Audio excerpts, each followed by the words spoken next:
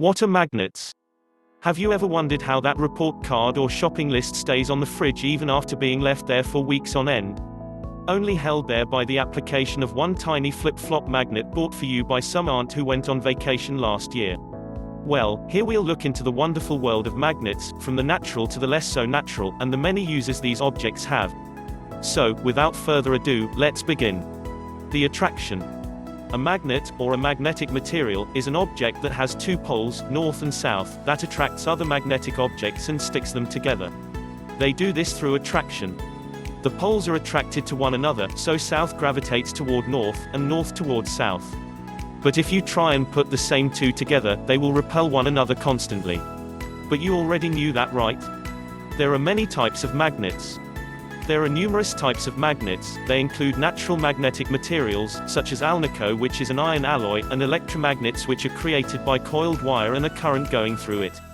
Unlike alloys like alnico, the magnetism of electromagnets ceases as soon as the electricity stops flowing, which can be very handy for an array of the modern uses of magnets. What do we use magnets for? In the modern world, we use magnets in almost all aspects of our lives, from our mobile phones to our cars. They can even be used in our hour of need in an array of medical equipment including MRIs or magnetic resonance imaging. There is a concern though that the level of magnetism we have around us every day could cause us issues, such as a person with a pacemaker being disrupted or swallowing numerous magnetic items which can attract inside the body and cause issues. The earliest magnets. The earliest magnets were of course found naturally just lying around. These were found in rocks and other types of earth known as magnetite or lodestone. The story goes, the founder discovered the mineral after finding the nails of his shoes stuck to a magnetite rock.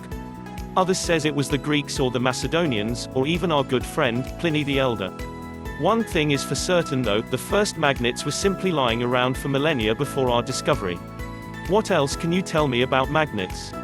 The biggest magnet in the world there is reference to, is actually found in Switzerland in the scientific wonder we all know as the Large Hadron Collider. The Hadron Collider has a reasonably weak strength of 40,000 Gauss, which, to put it into perspective, is 400 times the strength of an average fridge magnet.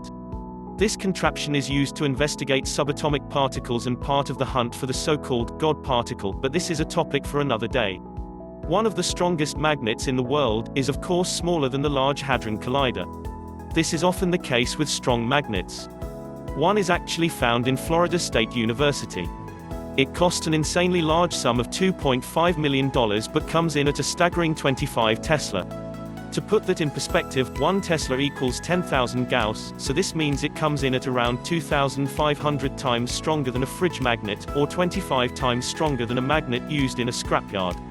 Another interesting fact is that Scandinavia actually has the largest amount of magnetic material in the world. If you place a wooden plank in water with a magnet attached and allow it float, the magnet will point its northern pole to Earth's north pole. So, there we have it, magnets, something we use every day of our lives and have benefited us in more ways than we could ever imagine. One thing is for sure though, there's no escaping the magnet. Even the world is one big magnet if you think of it, it's polarized with a magnetic north and south pole. Indeed, the very same ones the penguins and Santa live on. Thanks for watching, please subscribe for more upcoming videos.